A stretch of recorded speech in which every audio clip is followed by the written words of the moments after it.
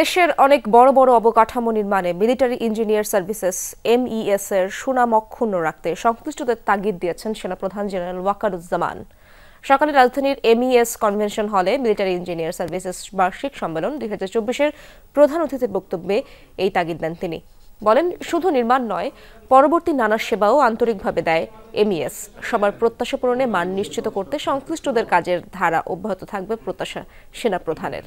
Engineering সংশ্লিষ্ট বিষয়ে চুক্তিভিত্তিক অস্থায়ী ভিত্তিতে অনেকেই কাজ করেন। তাদের সুযোগ সুবিধা বৃদ্ধির জন্য কাজ চলছে বলেও জানান জেনারেল ওয়াকারুজ্জামান।